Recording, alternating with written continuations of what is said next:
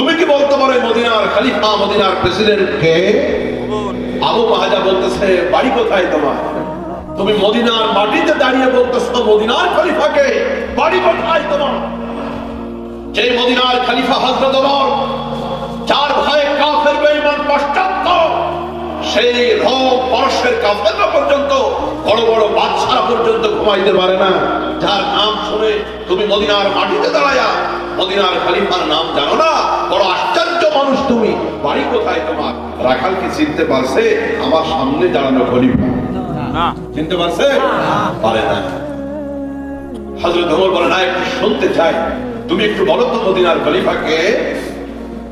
রাখাল ছেলে একটা ধমক দিয়ে বলছে, মিয়া একবার বলবো জীবনে আর বলবো না, মদিনার খলিফা আমিরুল মুমিনিন খলিফাতুল মুসলিমিন হযরত ওমর, জীবনে নামটা একবার বলছি আর যেন ভুল না। হযরত ওমর বলতেছে, আচ্ছা আবু মাজা, বুঝতে পারলাম মদিনার খলিফা হযরত ওমর, এই ওমর লোক নাকি সুবিধার না? ওমর সম্পর্কে কি ধারণা? হযরত ওমর মনে মনে চিন্তা করলেন যে আমার সম্পর্কে, মদিনার খলিফা সম্পর্কে এদেশের জনগণ কি মন্তব্য করে, এটা নিজের কানে শুনতে চায়। আল্লাহু আকবার। লিল্লাহি রাব্বিল আলামিন। একটু দুরূদে ইব্রাহিমের নবীজির প্রতি ভালোবাসা মহব্বত নিয়ে পড়া যাবে? সবার অন্তরে কি নবীর ভালোবাসা আছে? নবীজি বলেন, মান সাল্লা আলাইয়া ওয়াহিদাতান সাল্লাল্লাহু আলাইহি আশরা, যে ব্যক্তি একবার আমার উপরে দরুদ পড়বে, একবার, আল্লাহ রাব্বুল আলামিন তার উপরে 10 বার রহমত নাযিল করবে। তাহলে দরুদ পড়বো একবার, রহমত পাবো কতবার? 10 বার। সকলে জবান করে দুরূদে ইব্রাহিম নামাজের ভিতরে যে দুরূদ আমরা পড়ি, সবাই পড়ো। আল্লাহুম্মা সাল্লি আলা মুহাম্মাদ ওয়া আলা আলি মুহাম্মাদ কামা সাল্লাইতা আলা ইব্রাহিম ওয়া আলা আলি ইব্রাহিম إنك حميد مجيد اللهم بارك على محمد وعلى آل محمد كما باركت على إبراهيم وعلى آل إبراهيم إنك حميد مجيد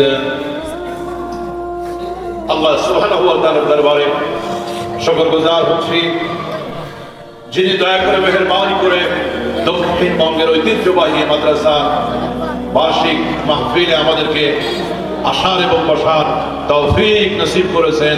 সেজন্য রবের দরবারে শুকরিয়া আদায় করব। আমরা সকলে পড়ি আলহামদুলিল্লাহ। প্রশংসা করেছি কার? মৃত্যু পর্যন্ত প্রশংসা করেই যাব কার?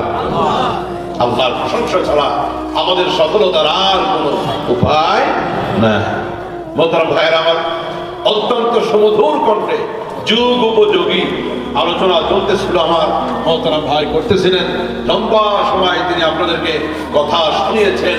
আমি খুব বেশি লম্বা করবো না, ঘন্টা খানিক আপনাদেরকে নিয়ে কিছু মুযাকারা, কিছু দ্বীনি আলোচনা করার দরকার আছে না? না, এই পৃথিবীর কোন দরকারি জিনিস, ব্যবসা বাণিজ্য, চাকরি বাকরি, একে অপরকে স্মরণ করাই দিই, এর দ্বারা কাজের অগ্রগতি বাড়ে, ব্যবসায় লাভ হয়, পরামর্শের মাধ্যমে উন্নতির প্রসার ঘটে। তো দ্বীনি প্রয়োজনে একে অপরের সাথে একটু মাশওয়ারা, পরামর্শ, আলোচনার দরকার আছে না? না, আদেশ করেছেন কে? আল্লাহ। রব্বে কারীম তার রাসূলকে বলেছেন, ওয়া যাক্কির ফাইন্না যিকরা তানফাউল মুমিনিন। নবী আমার, আপনার উম্মতদের মাঝে, আমার বান্দাদের মাঝে আপনি আলোচনা করুন, তাদেরকে আখিরাতের কথা স্মরণ করান। এই পৃথিবীর ব্যবসা বাণিজ্যে যদি কেউ কোনো ভালো কাজ ভুলে যায়, তাকে যদি স্মরণ করানোর দ্বারা পৃথিবীর ব্যবসা বাণিজ্যে যদি লাভ হয়, তো দ্বীনি কাজে, আখিরাতের কাজে একে অপরকে যদি আমরা একটু মাশওয়ারা, আলোচনা, পরামর্শ করি, তো আখিরাতের লাভও দিবেন কে? আল্লাহ। জোরে বলেন আল্লাহ।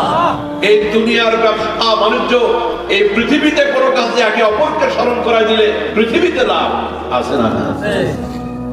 আপনারা সবাই থেকে আছেন তো? আছি। সবাই জাগ্রত? আছি। মাশাআল্লাহ। এক জামাই শ্বশুর বাড়ি গেছে,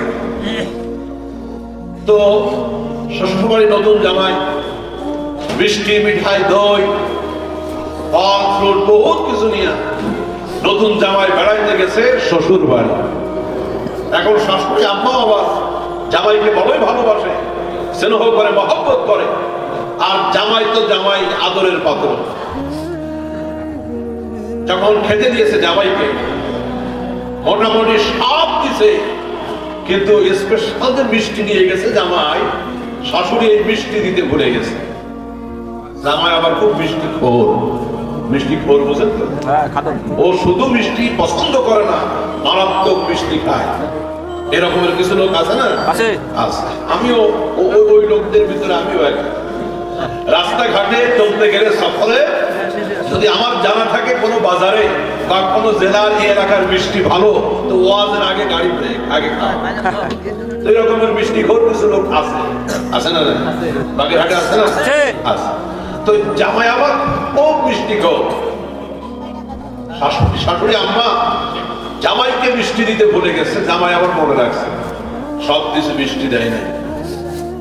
তো জামাই অনেক চিন্তা করলো, একটু মনে করাই দেওয়া দরকার, আমার শাশুড়ি যে মিষ্টি দেয় নাই এটা একটু মনে করাই দেওয়া দরকার। কিন্তু ডাইরেক্ট মিষ্টি দেওয়ার কথা কেমনে বলি, একটু ঘোরাই মেচাই সিস্টেম করে বলা লাগে। এখন জামাই বলতেছে, আম্মা আজকে আসতে যে আমার 1.5 ঘন্টা দেরি বেশি হয়েছে, আপনি কি বলতে পারেন দেরিটা কি জন্য হলো? শাশুড়ি বলছে, বাবা আসলে তো দেরিটা কি জন্য হয়েছে একটু জানা তো দরকার। জামাই বলছে, আম্মা বাড়ি থেকে বের হয়েই একেবারে বাস স্ট্যান্ড যাওয়ার আগে যে একটা বাগান আছে, জঙ্গল আছে, এই জঙ্গলটা পার হইতে গিয়ে দেখি এক বিরাট বড় সাপ। শাশুড়ি কয়, বড় কি বাবা, বিরাট বড় সাপ? তো বাবা সাপটা কত বড় ছিল? জামাই কয়, আম্মা আপনার ওই পায়ের গোড়া থেকে নিয়ে ওই যে মিষ্টির বাক্সটা রাখছেন, মিষ্টির পাত্রটা রাখছে না চৌকির গোড়ায়, জামাইকে আপনার পায়ের গোড়া থেকে নিয়ে ওই মিষ্টির বাক্স পর্যন্ত এত লম্বা সাপ। শাশুড়ি কয়, বাবা সাপ টাপ যা হয়েছে না হয়েছে, তোমার মিষ্টি দিতে মনে না। কি দিতে মনে না? মিষ্টি দিতে মনে না। জামাই যে একটু মনে করাই দিল, দুনিয়ার ফায়দা হয়েছে কিনা, মিষ্টিটা খাওয়া হয়েছে। পৃথিবীতে, পৃথিবীর কাজে, দুনিয়ার কাজে যদি স্মরণ করায় দেওয়ার কারণে ব্যবসা বাণিজ্যে, চাকরিতে, খাওয়া দাওয়ায় একটু লাভ যদি হয়, একে অপরকে আখিরাতে কিছু কথা যদি আমরা স্মরণ করাই, একটু মাশকরা মুযাকারা করি, তো আখিরাতের ফায়দাও দিবেন কে? একদম মোনাজাত পর্যন্ত থাকবেন নাকি ভাগবেন? থাকবেন নাকি ভাগবেন? আল্লাহ কবুল করো না। আমি পবিত্র কোরআন হাকিম থেকে সূরাতুল বাকরা থেকে এক টুকরা আয়াতে কারিমা আপনাদের সামনে তেলাওয়াত করেছি। নবীজির একটি ছোট্ট হাদিস আপনাদের সামনে পড়েছি। রব্বুল আলামিন গোটা পৃথিবীর মানুষকে লক্ষ্য করে বলতেছেন, দুনিয়ার মানুষ সফলতা তোমরা চাও, শান্তি তোমরা চাও, উন্নতি তোমরা চাও, মুক্তি তোমরা চাও। যদি মুক্তি পেতে চাও, উল্টা পথে দৌড়াই কোনো লাভ, জরুরি উল্টা দৌড়াই কোনো লাভ। আপনারা অনেকে ভাবতেছেন, হুজুর আপনি তো উল্টা কাম করতেছেন। এখন শীতকাল, আমরা পড়ছি সোয়েটার, গায়ে আছে সোয়েটার, মাফলার, আবার আপনি উপরে লাগাইছেন ফ্যান। কাম কি সোজা হয়েছে না উল্টা? উল্টা। যদি প্রচন্ড শীত, তো এই মুহূর্তে দরকার কম্বল, কাঁথা, সোয়েটার। প্রচন্ড গরম লাগতেছে, এই প্রচন্ড গরম থেকে বাঁচার জন্য গিজার চালু করে গরম পানি গায়ে ঢাললে গরম কমবে না। উল্টা কাজ করা যাবে না। আমি উল্টা কাজ করতেছি দায় থেকে, আমার একটু গরম বেশি, কথা বলতে গেলে একটু গাও থামে, এই জন্য বাধ্য হয়ে ফ্যানটা দেওয়া লাগছে। কিন্তু এটা স্বাভাবিক না, এটা উল্টা কাজ। শান্তির জন্য, মুক্তির জন্য, সফলতার জন্য আল্লাহ রাব্বুল আলামিনের বিধান, রবের প্রেসক্রিপশন বাদ দিয়ে পাশ্চাত্যের প্রেসক্রিপশন, ভারতের প্রেসক্রিপশন, আমেরিকার প্রেসক্রিপশন, পাশ্চাত্যের প্রেসক্রিপশন, কাফের বেঈমানদের তৈরি করা কোন মতবাদ দিয়া শান্তি প্রতিষ্ঠা হবে না। শান্তি প্রতিষ্ঠা হবে কার হুকুম দিয়ে? জোরে বলতে হবে কার হুকুম? রব্বুল আলামিন পবিত্র কোরআন আমাদেরকে দিলেন এবং এই কোরআন হাকিমের ভিতরে কিছু ঔষধ দিলেন। সেই ঔষধগুলো অন্তরে লাগাইলে, সেই ঔষধগুলো কাজে লাগাইলে অন্তর পরিচ্ছন্ন হবে, শান্তির পরিবেশ গঠন হবে। এখন বাগেরহাটের ভাইরা একসাথে জবাব দিবেন, রব্বুল আলামিন শান্তির জন্য, মুক্তির জন্য অন্তরের ভিতরে ঈমান বিধ্বংসী যে রোগগুলি হতে পারে পারে এই রোগগুলি দূর করার জন্য যে প্রেসক্রিপশন ঔষধ দিলেন কোরআনে, আপনারা কি সে ওষুধগুলি দিতে রাজি? হাত দেখতে চাই কারা কারা দিতে রাজি? এবার হাত নামা। ঔষধ যদি তিতা হয় খাও, খাবে না খাবো। ঔষধ যদি মারাত্মক তিতা হয় তাও নিবেন। দেখেন জ্বরের ট্যাবলেট কিন্তু তিতা, বাচ্চারা কিন্তু জ্বর হলে সহজে জ্বরের ট্যাবলেট খাইতে রাজি। অনেক বড় মানুষও আছে এই মারাত্মক তিতা ট্যাবলেট খাইতে গিয়ে বমিও করে দেয়। তাই বলে কি ট্যাবলেট খাওয়া বাদ থাকে? এক বাচ্চা মারাত্মক জ্বর, ঔষধ খাবে না, ট্যাবলেট খাবে না, ওর মা নাসর বান্দা ছাড়বে না, ঔষধ তোকে খেতেই হবে। মা পিছে পিছে লেগে আসবে। এখন বাচ্চা জ্বর হয়েছে মুখ তিতা, ও জ্বরের ওষুধটা ডবল তিতা। বুদ্ধি করে মা করছে কি, একটা মিষ্টির ভিতরে রসগোল্লার ভিতরে ট্যাবলেট দিছে ঢুকায়, ছেলেটা জানে না। এবার ছেলেকে ডাক দিয়ে বলতেছে, মা বাবা এটা ওই টাঙ্গাইলের পোড়াবাড়ির চমচম। টাঙ্গাইল জেলার একটা মিষ্টি আছে না, মানে বিখ্যাত কি পোড়াবাড়ির চমচম। আপনাদের বাগেরহাটের বিখ্যাত কি? পান সুপারি, চিংড়ি মাছ, মাশাআল্লাহ। খুলনায় নারিকেল নাকি? জি, খুলনায় আছে তো বহুত কিছু, কিন্তু সারা দেশে প্রসিদ্ধ কিছু ব্যাপার আছে। যেমন নাটোরে গেলে নাটোর ওলারা বলে আমাদের আছে কাঁচা গোল্লা, রাজশাহী ওলারা বলে আমাদের আছে আম, দিনাজপুর ওলারা বলে আমাদের আছে লিচু, এরপরে যশোর জেলায় গেলে খেজুরের রস, বরিশালে গেলে আমরা, চাঁদপুরে গেলে ইলিশ, বগুড়ায় আছে কি দই। এই তো আজ মোটামুটি সবাই কমপ্লিট যায়। বগুড়ায় দই। তো এভাবে প্রত্যেক জেলায়, কুষ্টিয়ায় তিলের খাজা, হ্যাঁ হ্যাঁ তিলের খাজা। তো প্রত্যেক জেলায় কিছু না কিছু রাখছে আল্লাহ পাক নিয়ামত। টাঙ্গাইলে কি বললাম? চমচম। ছেলেকে হাত দিয়ে মা বলতেছে, বাবা এটা হলো টাঙ্গাইল জেলার বিখ্যাত চমচম, একটা খাও। আপনারা বলেন ওটা কি শুধু চমচম? মায়ের হাতে যে চমচমটা আছে এটা কি শুধুই চমচম না ভিতরে ট্যাবলেট? ভিতরে ট্যাবলেট। চমচমটা মিঠা, ট্যাবলেটটা তিতা। এবার মা বলতেছে চমচমটা খাও। ছেলে বলতেছে, মা নাম শুনছি জীবনে, এই চমচম কোনোদিন তো খাই নাই, তাড়াতাড়ি দাও খাই। মায়ের হাত থেকে মিষ্টিটা নিয়ে চমচমটা নিয়ে ছেলে মুখের ভিতরে পড়ে খেতে খেতে দৌড় দিছে। ওর মাও খুশি, মনে মনে খুশি। আর কয়, তুই ট্যাবলেট খাবি না তোর বাপ, তুই ট্যাবলেট খাবি না তোর বাপ। মা খুব খুশি। একটু পরে লক্ষ্য করে দেখে মা ছেলেটা দৌড় দিয়ে দূর থেকে আসতেছে, হাতের মুঠির ভিতরে কি জানি, কাছে এসে বলতেছে, মা গো ওই মিষ্টিটা চমচমটা দারুণ ছিল, খুব মজার ছিল, কিন্তু ওর ভিতরের এই পিসিটা খুব চমচমটা মজার ছিল, পিসিটা লক্ষ্য করে তাকায় দেখে মিষ্টির গুষ্টি শুদ্ধা শেষ, ট্যাবলেট আরো জোরে খান, ট্যাবলেট খাই না। আপনারা এবার বলেন যে এই যে মায়ের দেওয়া মিষ্টির ভিতরে ট্যাবলেটটা একটু তিতা লাগলেও কষ্ট হইলেও যদি ছেলেটা খাইতো, ওর জ্বরটা, রোগটা, ব্যথাটা ভালো করে দিতেন আল্লাহ। আরো জোরে বলেন আল্লাহ। প্রিয় বন্ধুরা আমার, রব্বুল আলামিন 30 পারা কোরআন নাযিল করলেন এবং এই কোরআনের ভিতরে ঔষধ নাযিল করলেন। এই পৃথিবীর মানুষের অন্তরের ভিতরে চুরির রোগ আছে, ডাকাতি করার রোগ আছে, জেনাবিদ্যা, ওজনে কম দেওয়ার নাফরমানি আছে, সুদের নাফরমানি আছে, ঘুষের নাফরমানি আছে। এইগুলি পৃথিবীর কোন মেডিসিন দেয়া যাবে না, হিসকাসিন নাপা দেয়া যাবে না, পৃথিবীর কোন দামি কোম্পানির দামি কোন ডাক্তারের প্রেসক্রিপশন দিয়া চুরি, ডাকাতি, সুদ, ঘুষের রোগ অন্তর থেকে যাবে না। এই জন্য আল্লাহ রাব্বুল আলামিন পবিত্র কোরআন হাকিম নাযিল করে সেই কোরআনের ভিতরে আল্লাহ পাক অন্তরে রোগের ঔষধ আল্লাহ নাযিল করে দিয়েছে।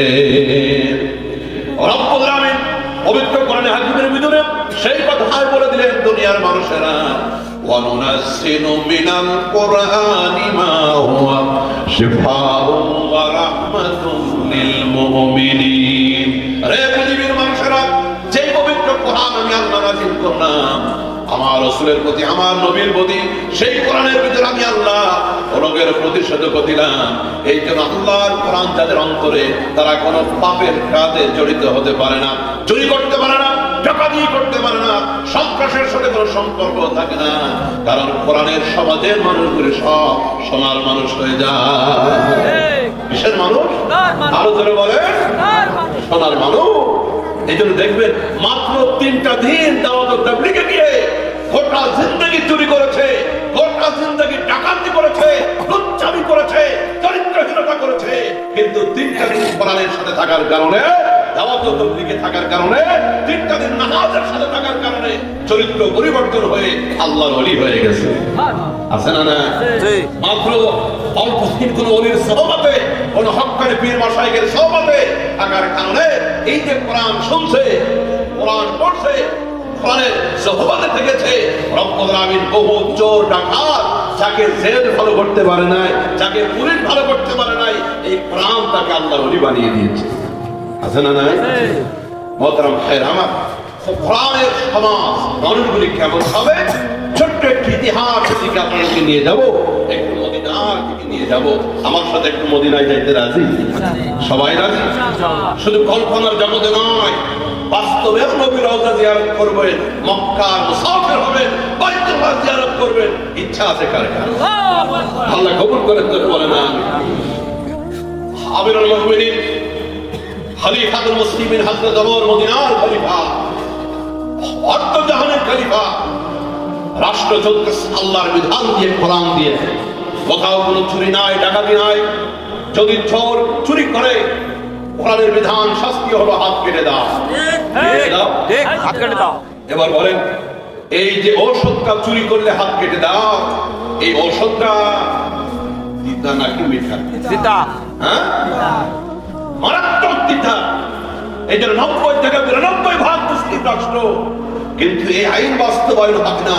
এত চুরি, এত ডাকাতি, এত হাইজাক, এই আইন বাস্তবায়ন হয় না। তার কারণ হলো এই আইন যারা বাস্তবায়ন করবে, ওই বড় বড় রাঘব বলগুলা, ওরা জানে চুরি করলে আল্লাহর আইন, হাত কেটে দাও। এইটা যদি ফাঁস হয়ে যায়, তাহলে আমাদের শুধু হাত কাটা না, কল্লা কাটা যাবে। প্রিয় বন্ধুরা আমার, রব্বুল আলামিনের বিধান, চুরি করেছে চোরকে হাত কেটে দাও, এই আইন যদি আল্লাহর জমিনে বাস্তবায়ন হয়ে যায়, আল্লাহ রাব্বুল আলামিন বলেন, ফামান তাবিআ হুদায়া ফালা খাউফুন আলাইহিম ওয়ালা হুম ইয়াহজানুন। রব্বুল আলামিনের কথা কত বাস্তব। রব্বে কারীম বলে, আমার বিধান, আমার কোরআনকে যারা অনুসরণ করবে, অনুকরণ করবে, ব্যক্তি জীবনে, পারিবারিক জীবনে, সামাজিক জীবনে, রাষ্ট্র জীবনে, ব্যবসা বাণিজ্য, সকল ক্ষেত্রে আইন আদালতে আল্লাহ পাক বলেন, কোনো ভয় থাকবে না, কোনো চিন্তা থাকবে না, চুরি থাকবে না, ডাকাতি থাকবে না, ধর্ষণ থাকবে না, ওজনে কম দেওয়া চলবে না, সকল জায়গায় শান্তি হয়ে যাবে। কারণ আল্লাহর বিধান পাশ হয়ে গেলে, চোর চুরি করেছে, হাত কেটে দাও। কি কেটে দাও? বর্তমান ময়দানে লক্ষ লক্ষ জনতার মাঝে একেবারে ইন্টারনেট চালু থাকবে, অনলাইন চালু থাকবে, টেলিভিশনের পর্দায় সকলে দেখবে।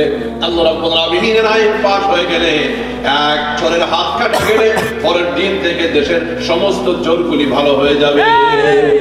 রাস্তাঘাটে আর কোন চুরি ডাকাতি হাইজাক থাকবে না। আল্লাহর কোরআনের বিধানে শান্তি আছে না? না, চরিত্র কেমন হয়ে যাবে? একটু দৃষ্টান্ত দেওয়ার জন্য একটু মদিনার সমাজের দিকে নিতে চাই। আমিরুল মুমিনিন খলিফাতুল মুসলিমিন হযরত ওমর একদিন ঠিক প্রহরের সময়, একেবারে দুপুর বেলা, ছদ্মবেশে হযরত ওমর মদিনা অলিতে গলিতে ঘুরতেছেন। একটু দেখি তো মদিনার মানুষগুলির অবস্থা কি, মদিনার মানুষগুলির জীবন কেমন কাটায়, তাদের চরিত্রের ভিতরে ইসলাম আছে কিনা, ঈমান আছে কিনা, কোরআন আছে কিনা। হযরত ওমর পরীক্ষার জন্য একটু ছদ্মবেশে বের হয়েছে। আগের যুগে রাজা বাদশাহ যারা, এরা ছদ্মবেশে রাজ্য শাসন করত, যেন কেউ চিনতে না পারে, বাদশাকে, রাজাকে যেন চিনতে না পারে। হযরত ওমর ছদ্মবেশে মদিনায় ঘুরতেছেন। ঘুরতে ঘুরতে মরুভূমির দিকে চলে গেলেন হযরত ওমর। এক রাখালের সাথে সাক্ষাৎ। কার সাথে? এদিকে সময় তো বেশি নাই, বললাম না 11টা মোনাজাত আমরা করবো ইনশাআল্লাহ, দেখতে দেখতে পার হয়ে যাবে। ও ভাই, আজকে এখানে বসে আছেন, গত শুক্রবার, তার আগের শুক্রবার গোটা বাংলাদেশ সকাল 10:39 যে ভূমিকম্পের ঝাঁকুনিটা হয়েছিল, যদি আর মাত্র 5টা সেকেন্ড ভূমিকম্প স্থায়ী হতো, ওয়াজ শোনা লাগতো না, এতক্ষণ কবরস্থান হয়ে যেত গোটা দেশ। বাঁচায় রাখছেন কে? আল্লাহ। জোরে বলেন না। আল্লাহ। এই জন্য আল্লাহ পাক হায়াত রেখেছেন আমাদেরকে, এই জন্য সে রবের দরবারে শুকরিয়া আদান সকলে মোনাজাত করে একসাথে বাড়ি ফিরবো ইনশাআল্লাহ। চলতে চলতে আমিরুল মুমিনিন খলিফাতুল মুসলিমিন হযরত ওমর দেখতে পেলেন পাহাড়ের পাশে মরুভূমির পাড়ি দিয়ে তিনি দেখলেন পাহাড়ের তলদেশে এক রাখাল ছেলে বকরি চড়ায়, উট চড়ায়, ভেড়া চড়ায়, একেবারে কালো কুৎসিত রাখাল ছেলে কিন্তু হযরত ওমরকে চিনতে পারে নাই।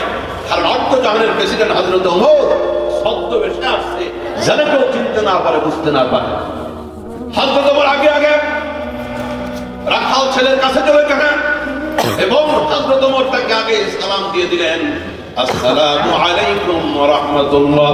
রাখাল ছেলে হযরত ওমরের সালামের জবাব দিল। আমার বাগের হাটের বন্ধুরা একসাথে বলবেন, দুইজন ইমানদার মুসলমান পরস্পর দেখা সাক্ষাৎ হলে তাদের প্রথম কথা হবে কি দিয়া? সালাম দিয়া। পয়গম্বর বলেন, যে ব্যক্তি তোমাদের ভিতরে আগে আগে সালাম দিবে, আল বাদিউ বিস সালাম বারিউম মিনাল কিব, যে ব্যক্তি আগে আগে সালাম দিবে আল্লাহ রাব্বুল আলামিন তার অন্তর থেকে অহংকার দূর করে দিবে।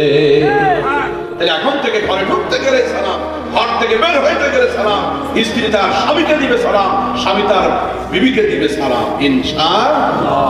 যাদের স্ত্রী নাই তোমরা তোমাদের আব্বু আম্মুকে দিবা নাকি? ঠিক ঠিক। কলিজার টুকরা সন্তানদেরকে সালাম দিবেন।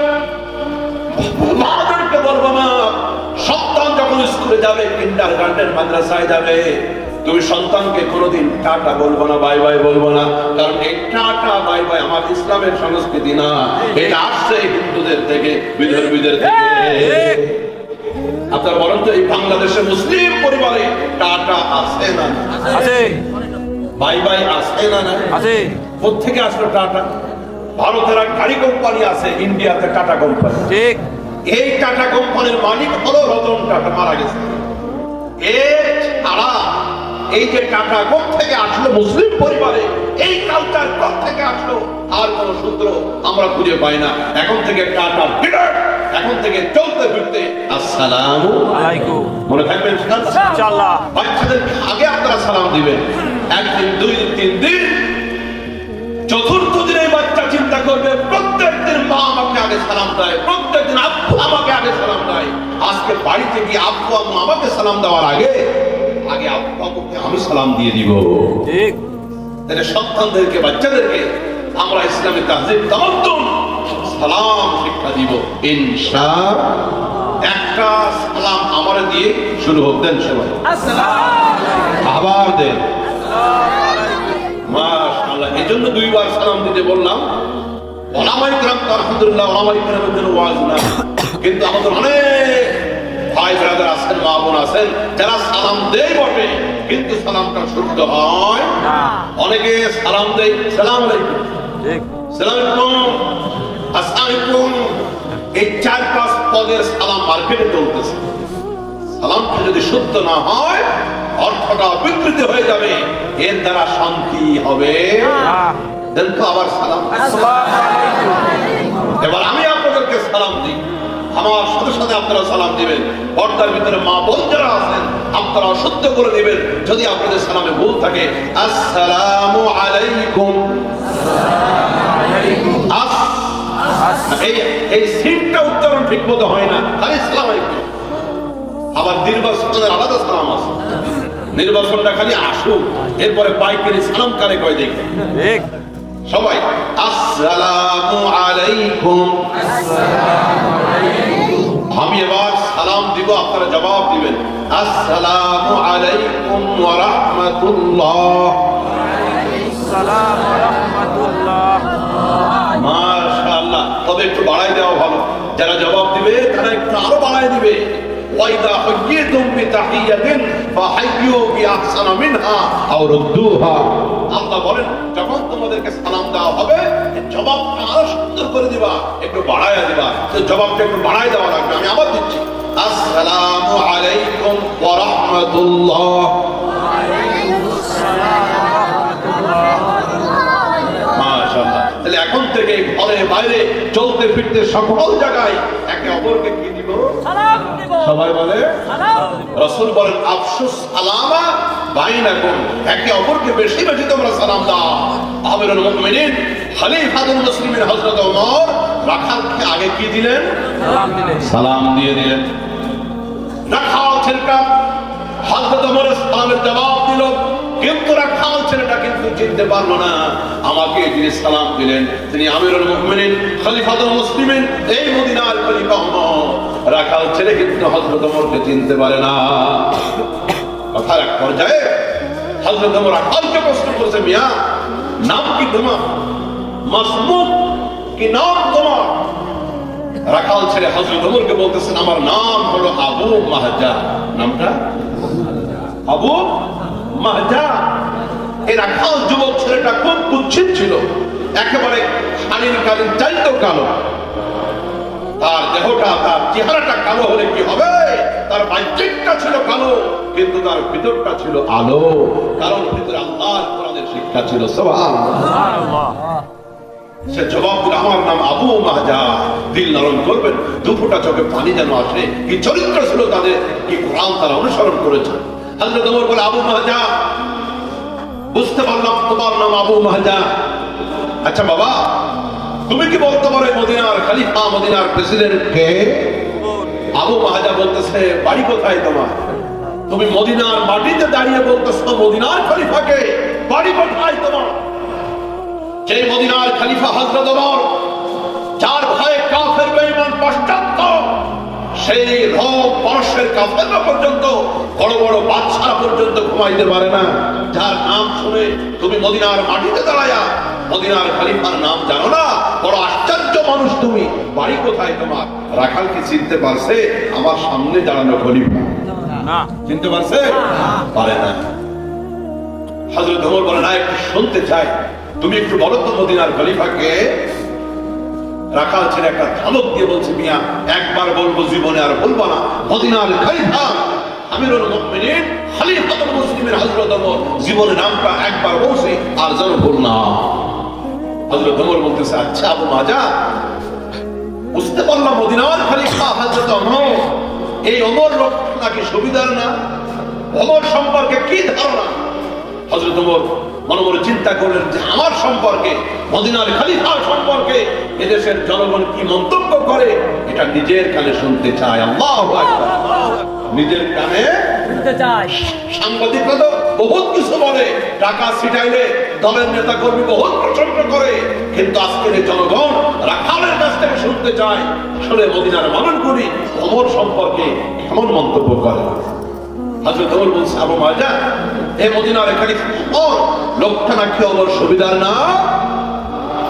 প্রিয় বন্ধুরা আমার, মদিনার রাখাল ছেলেটা এতক্ষণ পর্যন্ত বসেছিল, এবার একটা লাফ দিয়ে দাঁড়িয়ে গেছে ওমরের সামনে। রাখাল ছেলে হাত উঁচা করে রাখাল ছেলেটা ওমরকে বলতেছে, মিয়া সাবধান কথা বলবা, মোর সামনে কথা বলবা।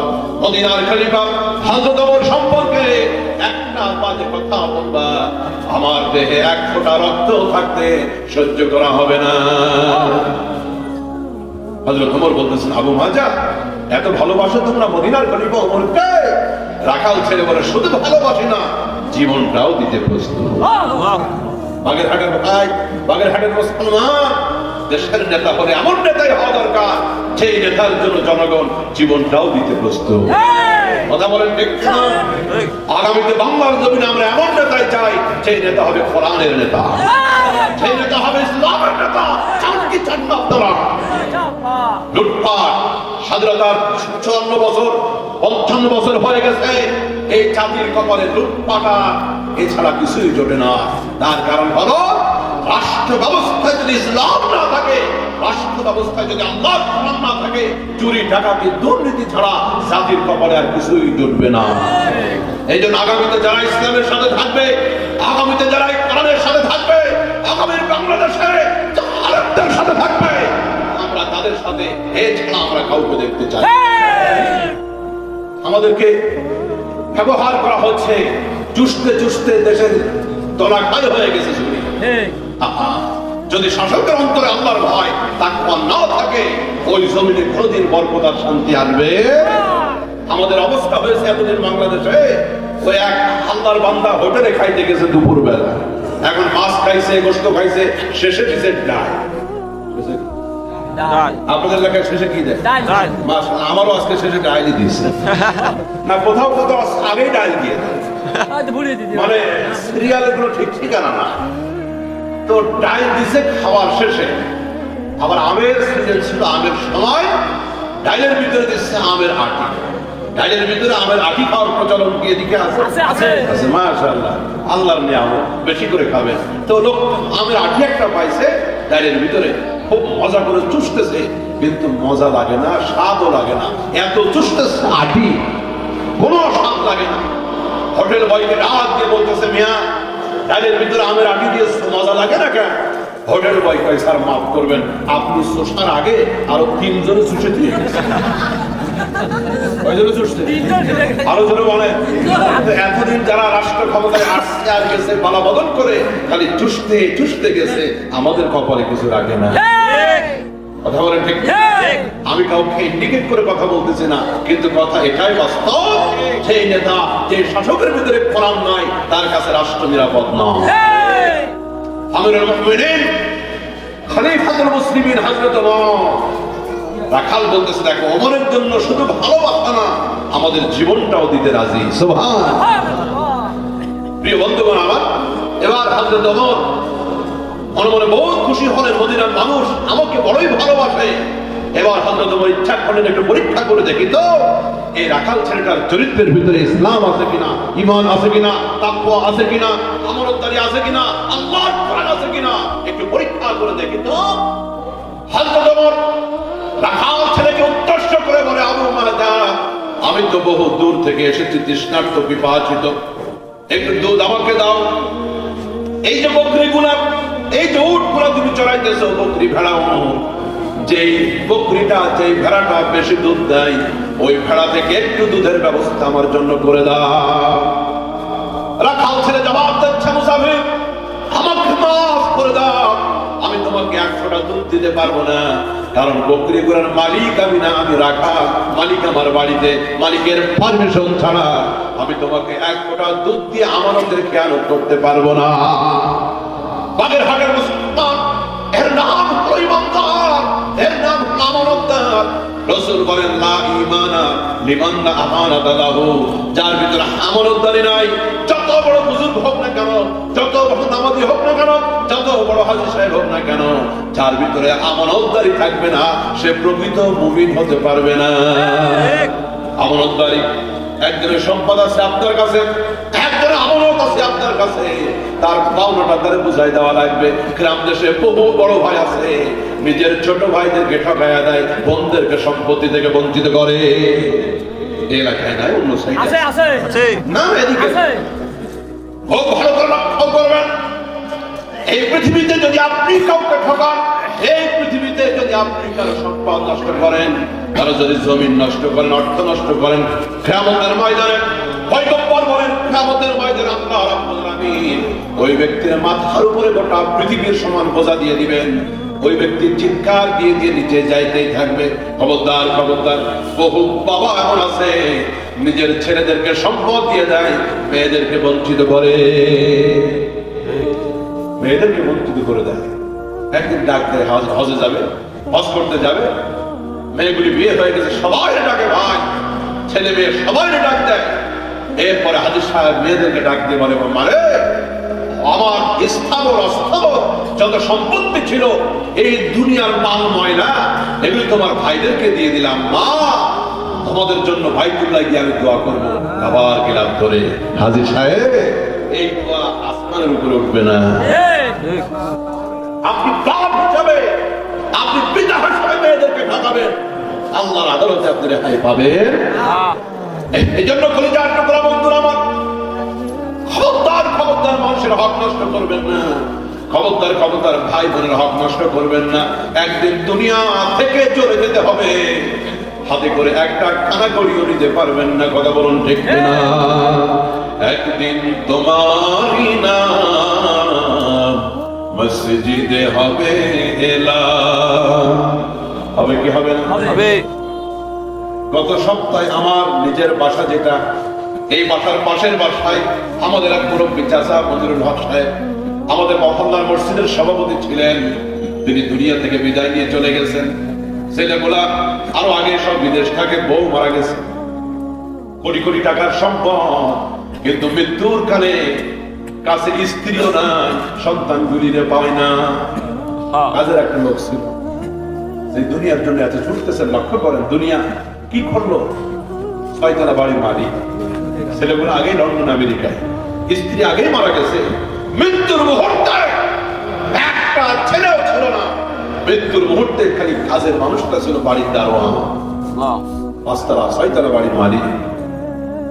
কলিজার টুকরা বন্ধুরা আমার, এই জন্য পৃথিবী আপনাকে রাখবে না। আপনি যতই থাকতে চান, আপনাকে মাটির নিচে গর্তে অবশ্যই দাফন করা হবে। সম্পদ কত টাকা পয়সা লাগবে আপনার, কারণের চাইতে এত ঘুরি দুনিয়ায় কেউ ছিল না, কারণ দুনিয়াতে নাই, সম্পদ করে বাঁচাইতে পারে না। পয়গম্বর হযরত সুলাইমান, গোটা পৃথিবীর বাদশা হযরত সুলাইমান আর যুলকারনাইন, এত প্রতাপশালী বাদশা, তারাও আজকে মাটির নিচে। এখন জাহাজ গাড়ি হাওয়ায় চলে, বলেনি বিধান। এখন জাহাজ গাড়ি হাওয়ায় চলে, বলেনি বিধান। ওগো বিনা কলে হাওয়ায় চলতেন নবী সুলাইমান। আমরা সেই মুসলমান। নবী সুলাইমানও দুনিয়াতে নাই, নমরুদও নাই, কারুন নাই, বাদশা যুলকারনাইন নাই, ফেরাউনও নাই, সবাই মাটির নিচে। আমাদের কেউ যাওয়া লাগবে কি লাগবে না? একদিন তোমারই না মসজিদে হবে এলান, একটু বলেন না, একদিন তোমারই না মসজিদে হবে এলান।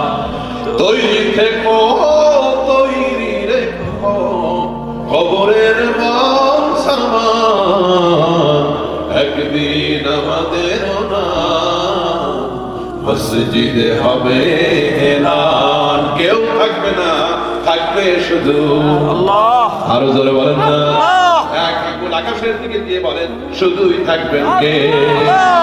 রব্বে কারীম কোরআনে হাকিমের ভিতরে বলে দিলেন, কুল্লু মান আলাইহা ফান ওয়া ইয়াবকা ওয়াজহু রাব্বিকা যুল জালালি ওয়াল ইকরাম। পড়েন, ফাবিআইয়ি আলাই রাব্বিকুমা তুকাজ্জিবান।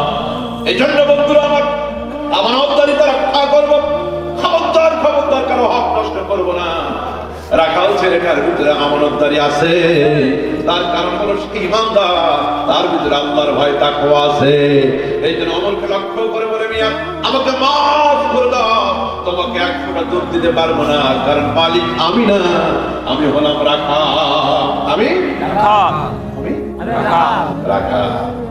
আর আমাদের দেশে যারা পিয়ন হয়, দারোয়ান হয়, গত 17 বছরে দেখলাম গাড়ির ড্রাইভার, সরকারি অফিসের পিয়ন, কোটি কোটি টাকার মালিক, ঢাকা শহরের 4-5টা বাড়ি। হইল কেমনে? এজন্য হইল আমানতদারি নাই, জনগণের টাকা মারছে, খাইছে, প্রসাদ করছে, আল্লাহর ভয় ছিল। আমি আপনাদেরকে পরিষ্কার করে বলতেছি, রাষ্ট্রের রাখাল থেকে শুরু করে সর্বোচ্চ চেয়ার প্রেসিডেন্ট পর্যন্ত একটা জিনিস দরকার, শুধু একটা জিনিস, সেটা হলো তাকওয়া। এইটা যদি আমাদের ভিতরে আসে, রাখাল থেকে রাষ্ট্রপতি পর্যন্ত গোটা দেশ শান্তি হয়ে যাবে। পুলিশের পাহারা লাগবে না, র্যাবের পাহারা লাগবে না, সিসি ক্যামেরা লাগবে না। সিসি ক্যামেরা মানুষ বানাইছে মানুষের অপরাধ দেখার জন্য, ঠিক না? এটা আমাদের জন্য ব্যর্থতা, লজ্জার ব্যাপার। একটা মেশিন দিয়ে আশরাফুল মাখলুকাতকে নিয়ন্ত্রণ করা না, ঠিক। আরেকটা লজ্জা হলো কুকুর দিয়ে তল্লাশি করা হয় মানুষকে। দেখছেন কি আপনারা? হ্যাঁ, দেখছি। প্রশিক্ষণপ্রাপ্ত কুকুর র্যাবের কাছে থাকে, আরো বিদেশে গেলে আপনারা বিভিন্ন জায়গায় দেখবেন। সৃষ্টির একটা নিকৃষ্ট প্রাণী কুকুর, এই কুকুর দিয়ে তল্লাশি করা হচ্ছে সৃষ্টির শ্রেষ্ঠ আশরাফুল মাখলুকাতকে। এটা আমাদের চরিত্রের অধঃপতন, লজ্জার ব্যাপার। প্রিয় বন্ধুগণ, রাষ্ট্রপতি থেকে রাখাল পর্যন্ত প্রত্যেকের কলিজার ভিতরে যদি আল্লাহর ভয় থাকে, তাকওয়া থাকে, র‍্যাব লাগবে না, পাহারাদার লাগবে না, সিসি ক্যামেরা দারোয়ান লাগবে না, ডগ স্কোয়াড দিয়ে মানুষ তল্লাশি করা লাগবে না। সবাই যদি চিন্তা করে আমারে কেউ দেখে না, দেখে আল্লাহ। আরো জোরে বলে ওর চুরি করতে গেছে, চুরি করতেছে কোনো ভাবে না, কিন্তু দূর থেকে একটা বাচ্চা ছেলে দেখে ফেলছে, চুরি বন্ধ করে দিল দৌড়। একটা বাচ্চা ছেলের দুই চোখকে সে ভয় পাইল, কিন্তু তাকে যে আরো মহান আল্লাহ দেখতেছে এই চিন্তা তার ভিতরে আসে না। আমিরুল মুমিনিন খলিফাতুল মুসলিমিন হযরত ওমর বলতেছেন, মিয়া একটু দুধের ব্যবস্থা করো। আসলে হযরত ওমর দুধ খাওয়ার কোনো মতলব না, তিনি বাচ্চা তো জনগণের ঈমান পরীক্ষা করতেছে। সুবহানাল্লাহ। আর আমাদের দেশের শাসক যারা, ওদের নিজেদেরই ঈমান থাকে না, আমাদের ঈমান পরীক্ষা করবে। বরং এটা একটা ছোট্ট একটা ব্যাপার, বাউল গান, এই গানের ভিতরে আল্লাহকে অপমান করা হচ্ছে, রাসূলকে নিয়ে বাজে কথা বলতেছে, আল্লাহর কোরআনের সূরাগুলিকে বিকৃত করতেছে। রাষ্ট্রের দায়িত্বশীলতা যেখানে প্রতিশোধ নিবে, অ্যাকশন নিবে, সেখানে বাউলদের পক্ষ নিতেছে তারা। আর আমাদের ঈমানদার যারা কোটি কোটি আমাদের বিরুদ্ধে চলে যাচ্ছে, কোটি কয়েক বাউলের পক্ষ নিচ্ছে, অন্যায়কে খবর করছে। তার কারণ হলো ওদের কাছে ক্ষমতা আছে, ঈমানের দাম জোরে বলে, ঈমানের দাম। বাউলদের সাথে আমাদের ঈমানের কোনো সম্পর্ক নাই, কারণ ওদের কোনো নির্দিষ্ট ধর্মই নাই। পরিষ্কার কথা, যারা বাউল এরা লালন ফকিরকে অনুসরণ করে, এবং এদের আকীদা বিশ্বাস হলো যে যিনি আহমদ, যিনি হলেন আহাদ, আহাদ হলেন আল্লাহ, আহমদ হলেন আমাদের নবী। তো যিনি নবী, যিনি রাসূল, তিনি হলেন আল্লাহ এবং তিনি হলেন গুরু, মানে তিনি তাদের যে গুরু, যাকে লালন, যা তারা মানে, এর সবগুলি এক, আলাদা কিছু। নাউযুবিল্লাহ। তাদের আকীদা বিশ্বাস, তারা হিন্দু না, তারা মুসলমানও না, তারা হিন্দু না, মুসলমানও না। এই জন্য আমি সরকারের কাছে প্রস্তাব রাখতে চাই, যেহেতু তারা দাবি করে তারা হিন্দু না, মুসলমানও না, এই জন্য তারা মরার পরে কোনো মুসলিম কবরস্থানে তাদের দাফন জানাজা যেন না। কারণ হিন্দু হলে সিতাই পোড়াই, মুসলিম হলে মাটি। এখন যারা দাবি করবে আমরা হিন্দু না, মুসলমানও না, এদের না আগুনে না মাটিতে, এগুলিতে একবার রোদে শুকায়া সুটকি বানায়া পদ্মার সরে রেখে যাওয়া যাবে। রাজনীতিবিদদেরকে বলবো, কোটি কয়েক লালন ফকিরের পক্ষ নিয়ে ভাবতেছেন হয়তো লাখখানিক ভোট লালনটা দিবে, বাউলটা দিবে আপনাদেরকে, লাখখানিক বাউলের ভোট পাবেন, এদেশের কোটি কোটি তৌহিদি জনতা আপনাদেরকে বর্জন করবে। এক দোকানে তেলের দোকান, তেলটা কেনার পরে দোকানদার একটু ফাও দিয়ে দিত, অনেক জায়গায় আছে, তরকারি দোকানে গেল দেখবেন যে শিম দুইটা আলাদা দিয়ে দেয়, ঠিক ওদিকে ওজনে কটু কম দিচ্ছে আল্লাহ। লিচু কিনতে গেলে এইরকম অনেক হয়েছে যে লিচু দিচ্ছে আপনারা গুনেই দিছে, আরো 5টা বেশি দিছে, আপনি ভাবতেছেন আগে দিছে 100টা, আরো ফাও দিছে 5টা, মোট বাড়ি গিয়ে গুনে দেখছেন যে সব মিলে 85। এই কারবার আছে কি? আছে আছে। এই যে ফাও দেয়, এত খুশি হওয়ার কিছু নেই। তো ওই তেলের দোকানের নিয়ম ছিল একটু ফাও দেয়, তো কাস্টমার যারা একটু আলাদা একটু পাত্র মাত্র নিয়ে যায়, ফাও দেয়। তো কাস্টমার গেছে কিন্তু আলাদা ফাওয়ের পাত্র নিতে মনে নাই, ও বোতল করে যখন তেলটা দিছে, দোকানদার যে ফাও দিবে, ফাও নিবে কেমনে, তাকে চিন্তা করছে আলাদা পাত্র মাত্র তো নাই, প্রত্যেক বোতলের পিছিয়ে একটু গর্ত থাকে, কাঁচের বোতল বলেন, প্লাস্টিকের বোতল বলেন, মাটির পাত্র বলেন, প্রত্যেক বোতলের পিছিয়ে একটা আলাদা গর্ত থাকে না, থাকে। ও ফাও ছাড়তে রাজি, আমগো রাজনীতির নেতারাও বাউলদের ছাড়তে রাজি না। এদেশের কোটি কোটি মুসলিম যারা ইসলাম পালন করে, তাদেরকে সঙ্গ দেওয়া, তাদের দাবি মানা। যখন এইটা দরকার ছিল, যে বাউল আল্লাহর সম্পর্কে খারাপ কথা বলেছে, গালি গালাজ করছে, ভাই বাউল তো এই বাংলাদেশে আরো বহুদিন থেকে, আমরা কি এতদিন আন্দোলন করছি? এতদিন তো আন্দোলন করি না, এখন কেন করলাম? তার কারণ হলো আমার মালিককে নিয়ে এমন যন্ত্রণার কথা বলেছে, এত মিথ্যাচার বাজে কথা বলেছে, যে ভাষাটা মুখেও আনা যায় না। শয়তানে বলছে আল্লাহ কথার আগা মাথা, আমি ভালো শব্দ দিয়ে বললাম, বলছে গুহার মাথা আমি কিছু বুঝে পাই, কত জঘন্য হয়। সূরা নাস পড়ে বলতেছে কুল আউযু বিরাব্বিন নাস মালিকিন নাস ইলাহিন নাস, কোরআনে আল্লাহ নাসতে কইছে আমাদের, কুল আউযু বিরাব্বিন নাস মালিকিন নাস ইলাহিন নাস, এটা কি নাসতে বলছে না? কুল আউযু বিরাব্বিন নাস, নবী পড়ো তোমার রবের নামে, তোমার কুল আউযু বিরাব্বিন নাস, তুমি বলো আমি আশ্রয় প্রার্থনা করতেছি মানুষের রবের কাছে। নাস মানে মানুষ, নাচতে বলে নাই। এই সমস্ত অপব্যাখ্যা যখন করতেছে, আমাদের দাবি হলো আল্লাহকে নিয়ে যারা গালি দেয় তাদের বেঁচে থাকার কোনো অধিকার নেই। রাজনীতিবিদগুলা এগুলা কেন বুঝে না? তো মনে মনে চিন্তা করলো ফাও ছাড়া যাবে না, তো কেমনে ফাও নিব? বোতল দিছে উল্টে, মুখ ভালো করে আটকানো ছিল, ফাও নিতে গিয়ে রাম করে ভিতরে আসল গেছে পড়ি। আসল গেছে পড়ি, বোতলের পাশার ভিতরে একটু ফাও নিতে গিয়ে আসল হয়ে গেছে পড়ে গেছে। নেতাদের কি বলবো? ইসলাম বিরোধী নাস্তিক বেঈমান কতিপয় বাউলটা খুঁটি করতে গিয়া এদেশের কোটি কোটি ইমানদারদের ভোট তোমরা হারাবা। ফাউনি দিকে আসল হারানোর মতো কথা বলুন। দ্বিতীয় কথা হচ্ছে 90 থেকে 93 ভাগ মুসলিম রাষ্ট্র পরিষ্কার বক্তব্য ইসলাম বিরোধী এবং নবীর ব্যাপারে, আল্লাহর ব্যাপারে খোলাসাপ্য বাক্য কঠোর মেনে নেওয়া যাবে না। ওদেরকে দৃষ্টান্তমূলক শাস্তি দিতে হবে, এটা আমাদের ঈমানি দাবি। কথা বলুন, ঈমানি দাবি। হযরত ওমর রাখালকে একটু প্রশ্ন করতেছে, দুধ খাওয়ার মতলব না, প্রশ্ন করতেছে যে একটু দুধের ব্যবস্থা করো। রাখাল বলে না, পারবো না। এবার হযরত ওমর চিন্তা করলেন যে টাকা দিলে হয়তো কোনো কাজ হইতো, বা সোজা হলে কি উঠবে না, একটু পয়সার লোভ দিয়ে দেখি। তো হযরত ওমর বলছে, বেটা তাহলে এক কাজ কর, যেহেতু তোর মালিক আছে, এক কাজ করে একটা বকরি আমার কাছে বিক্রি করে দে, দুধালো বকরি, দুধ ভালো হয়, আমি তোর বেশ কিছু টাকা দিয়ে দিই, তাহলে বকরি পাবো আমি, টাকা পাবি তুই। রাখাল ছেলে বলে, একটা বকরি যদি আমি তোমার কাছে বিক্রি করে দিই, বাড়িতে গিয়ে আমার মালিক যখন ফোনে দেখবে বকরি একটা নাই, তো মালিককে কি জবাব দিব?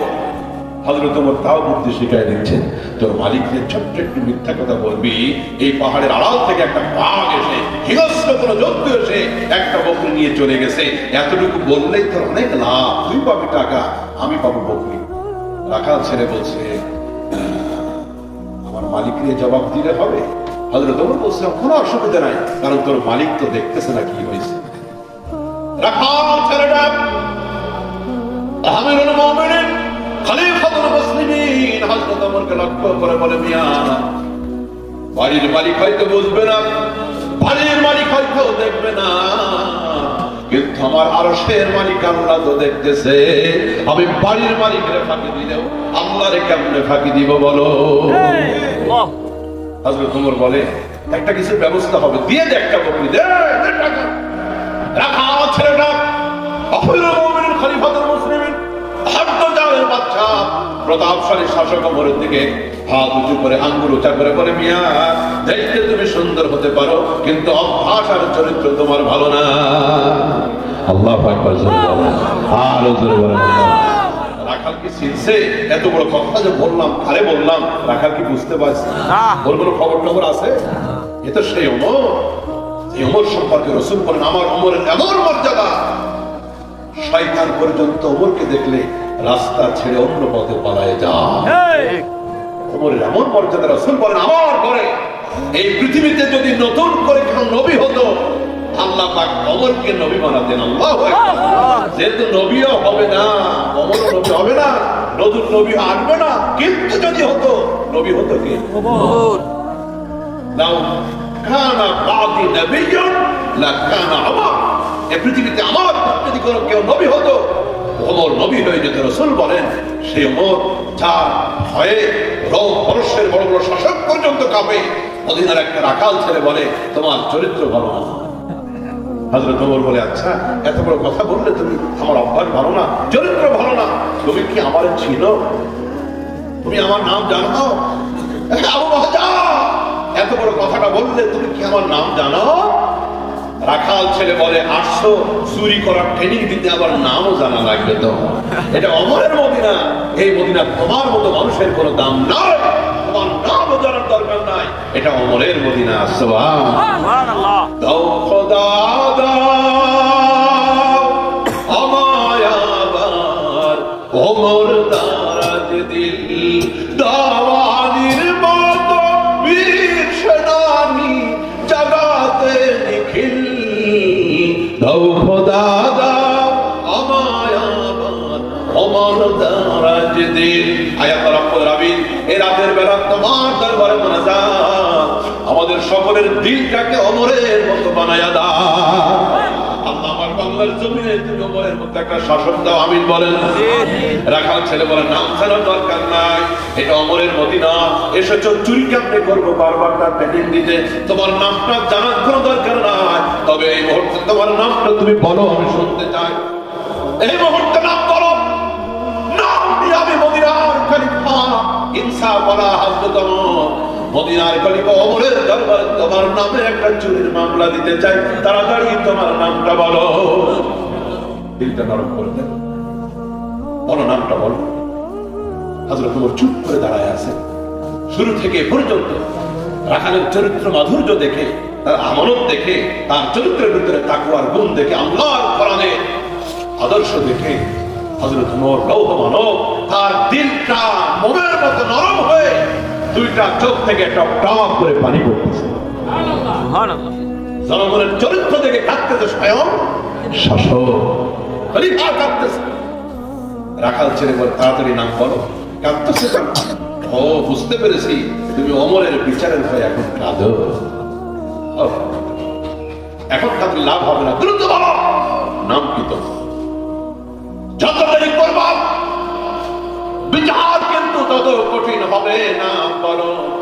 কাপা কাপা কণ্ঠে হযরত ওমর বলতেছে, আবু মাহাজারে, আমার নামটা তুমি জানতে চাও, তাহলে শোনো, আমার নাম হলো ওমর। ওমর কোন ওমর তুমি? এই শব্দটা শুনে রাখাল ছেলে তার কলিজা শুকায় গেছে। ওমর ভয় ভয় বলতেছে, তুমি কি আমিরুল মুমিনিন ওমর? তুমি কি খলিফাতুল মুসলিমিন ওমর? কোন ওমর তুমি?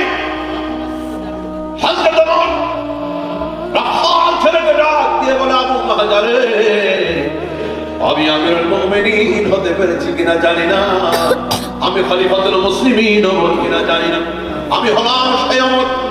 গোটা মদিনার মানুষগুলো যখন রাতের বেলা ঘুমায় যায়, আমি ওমরের চোখে রাতের বেলা কেন জানি ঘুম আসে, না জানি কোন ঘরের ভিতরে ক্ষুধাকে কষ্ট পাইতেছে, না জানি ক্ষুধার কারণে কার চোখে ঘুম নাই। গোটা মদিনাবাসী যখন ঘুমায়, আমি ওমর ঘুমাইতে পারি না, আমি হলাম সেই ওমর। এই মদিনার সীমানার ভিতরে একটা মানুষ দূরের কথা, একটা কুকুর যদি না পেয়ে মারা যায়, মদিনার কাউকে আল্লাহর দরবারে জবাব দেওয়া লাগবে না, কিন্তু আমি ওমরকে আসামির কাঠ গড়ায় দাঁড়ানো লাগবে, আমি হলাম সেই ওমর। রাখাল ছেলেরা এতক্ষণ পর্যন্ত চিনতে পারে না, কিন্তু এখন বুঝতে পেরেছে কার সামনে দাঁড়ানো। এতক্ষণ পর্যন্ত কার সাথে বেয়াদবি করেছি, কালে বড় বড় কথা বলেছি, কাউকে ধমক দিয়েছি, কাকে দিয়েছি, রাখাল বুঝতে পেরেছে। দুইটা হাত জোড় করে হযরত ওমরের সামনে রাখাল বলে, আমিরুল মুমিনিন, সোনার মানুষ আমার সামনে দাঁড়ানো, আমি চিনতে পারি নাই, রাত ছেড়ার কারণে কত বাজে কথা বললাম, কত খারাপ শব্দ বললাম, আগে কেন আপনার পরিচয়টা দিলেন না? আমিরুল মুমিনিন, আমাকে মারবেন না, আপনার বকরি যে কয়টা দরকার নিয়ে যান, মালিকের সাথে বোঝাপড়া আমি করব, আমাকে আপনি শাস্তি দিবেন না আমিরুল মুমিনিন। হযরত ওমর বুঝতে পারলেন রাখাল ছেলে ভয় পেয়ে গেছে, দুইটা হাত দিয়া হযরত ওমর রাখালকে বুকের সাথে জড়ায়া কপালে চুম্বন দিয়ে বলে, আবু মাহাজারে, আমি তোরে মারবো না, আমি তোর কোনো বিচার করবো না, আঘাত করবো না, একটা ধমক পর্যন্ত দিব না। তার কারণ হলো তোর চরিত্র তাকওয়া দেখে আমি ওমরের দিলটা খুশিতে ভরে গেছে। জয় মদিনার মানুষগুলি একাকিরা ফারমানি করতে রাজি না, সুযোগ পেয়েও চুরি করতে রাজি না, মালিককে ঠকাইতে রাজি না। ওই মদিনা পাহারা দেওয়ার জন্য রাত পুলিশ লাগবে না, আর আজিম থেকে আমার আল্লাহ মদিনা পাহারা দিবে। ফামান তাবিআ হুদায়া ফালা খাউফুন আলাইহিম ওয়ালা হুম ইয়াহজানুন। শান্তির জন্য লাগবে ইসলাম, শান্তির জন্য লাগবে কোরআন। রব্বুল আলামিন আমাদের সকলের জন্য কোরআনের জন্য আমাদেরকে কবুল করুন, আর জোরে বলেন আমিন। তাহলে নিজেরা শুদ্ধ করে কোরআন শিখবো, পরিবারকে কোরআন শিখাবো, এই কোরআন আমরা বুঝবো, এই কোরআন দিয়ে আমার ব্যক্তি, পরিবার, ব্যবসা বাণিজ্য আমার কোরআন দিয়ে জীবন গঠন করব, রাষ্ট্র গঠন করব ইনশাআল্লাহ। আরো যারা বলেন ইনশাআল্লাহ। ছোট্ট একটা হাদিস আমি পড়েছি, অনুবাদ করে দিই। রাসূল বলতেছেন ইন্নাল্লাহ ইয়ারফাউ বিহাদাল কিতাবি আকওয়ামা ওয়া ইয়াদউ বিহি আখারিন। এই কোরআনকে যারা ভালোবাসবে, এই কোরআনকে যারা জীবনে কাজে লাগাবে, রব্বুল আমিন তাদের মর্যাদা বাড়ায় দিবেন, ইজ্জতকে বাড়ায় দিবেন। আবার এই কোরআনকে দূরে রাখার কারণে, এর সাথে বেয়াদবি করার কারণে বহু সম্প্রদায় তারা অপমানিত হয়েছে, তারা ধ্বংস হয়ে গেছে।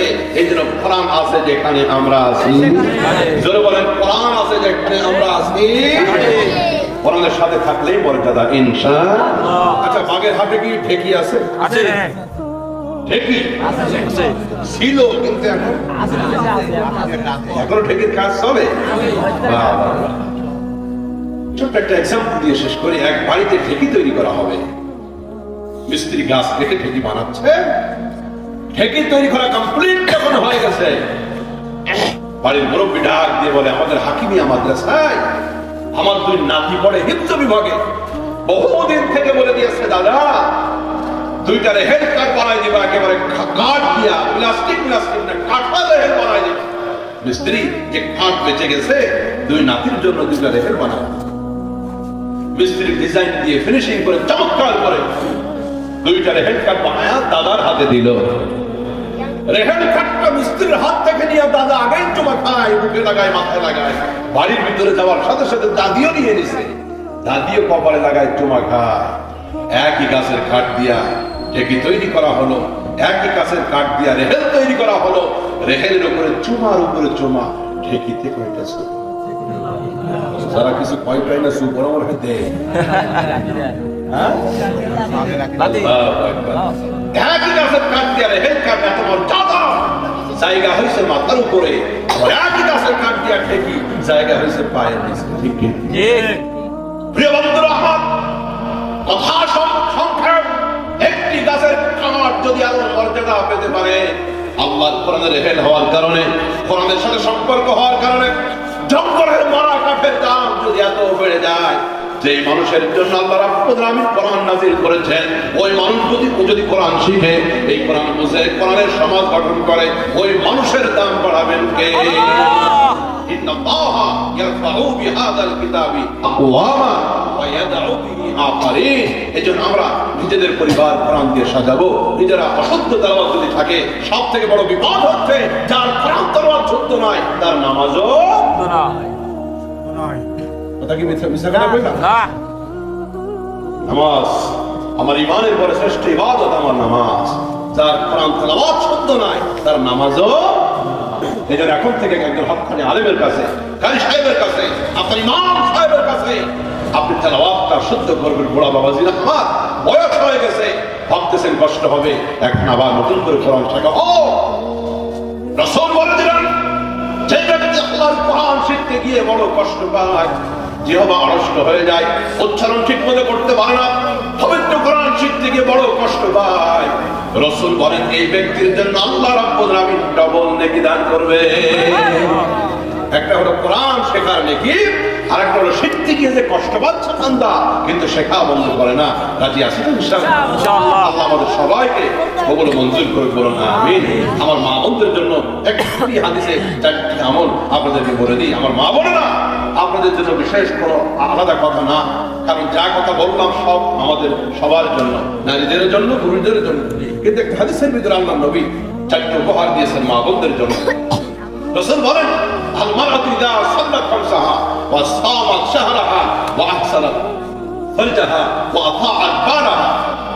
যদি ঈমান সহকারে কোন নারী 4টা কাজ করে, কয়টা? 4টা। সবাই বলেন 4টা। যারা বারান্দাতে আছেন তারাও বলেন কাজ কয়টা? 4টা। প্রথম কাজ হলো আল মারআতু ইযা সাল্লাত খামসাহা, যদি ঈমান সহকারে, যত্ন সহকারে 5 ওয়াক্ত নামাজ আদায় করে। মা বোনদেরকে এই ওয়াজটা কিন্তু শোনায় কি? তোমাদের জন্য আজকে একটি হাদিস বলা হয়েছে, জান্নাতের ঘোষণা।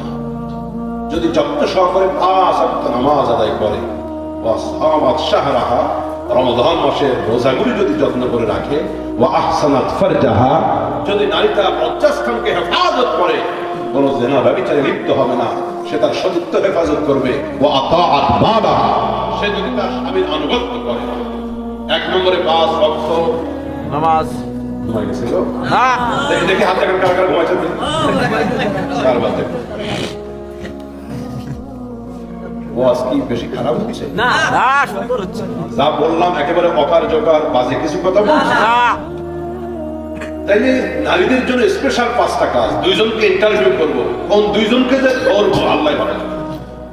1 নম্বরে 5 ওয়াক্ত নামাজ, 2 নম্বরে রমজান মাসের ফরজ রোজা, 3 নম্বরে সতীত্বের হেফাজত, 4 নম্বরে স্বামীর আনুগত্য। আবার বলছি 5 ওয়াক্ত নামাজ, রমজান মাসে রোজা, সতীত্বের হেফাজত, স্বামীর আনুগত্য। এদিক থেকে একজন বলেন 4টা হইছে। 4টে হ্যাঁ 4টা হইছে। ওই যে 5 ওয়াক্ত নামাজ, রমজান মাসের রোজা, লজ্জাস্থানের হেফাজত, স্বামীর আনুগত্য। এদিক থেকে একজন বলেন। আচ্ছা বলেন, বলেন, বসে বললেন। জি মাশাআল্লাহ, হেফাজত করা মাশাআল্লাহ। ফার্স্ট ডিভিশনের লেটার পেয়ে এই মাস থেকে আছে। এত কষ্টের মাহফিল, ওয়াজ 2-1টা তো মুখস্থ করে বাড়ি নেওয়ার দরকার আছে না নাই? এই মাস থেকে একটা লোক 5 ওয়াক্ত নামাজ, হ্যাঁ, তারপরে হলো স্বামীর আনুগত্য করা, জি লজ্জা স্থান হেফাজত করা, আর রমজান মাসে রোজা রাখা। মাশাআল্লাহ, গোল্ডেন এপ্লাস। একটু নকল করছে সাইড থেকে। যাক, ওই দেওয়ার দ্বারা বোঝা গেল ওনারও মুখস্থ হয়েছে। মাশাআল্লাহ, আমার সবাই পিছন থেকে কি একটা লোক পাবো সাহস করে বলবো না হোক বলে ফেলবে, ওই পিছন থেকে একটা লোক।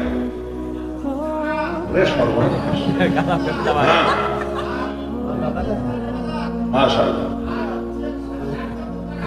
আল্লাহ 19 আমাদের সবার হায়াতে ইলমে আল্লাহ বরকত দান। আমিন।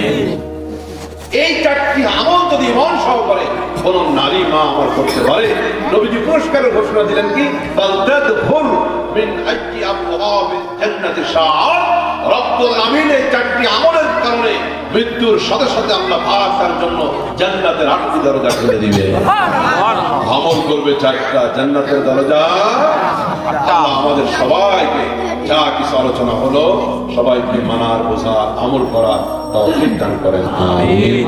ওয়া আখির দাওয়ানা আলহামদুলিল্লাহি রাব্বিল আলামিন। হুজুর দোয়া করলে ভালো।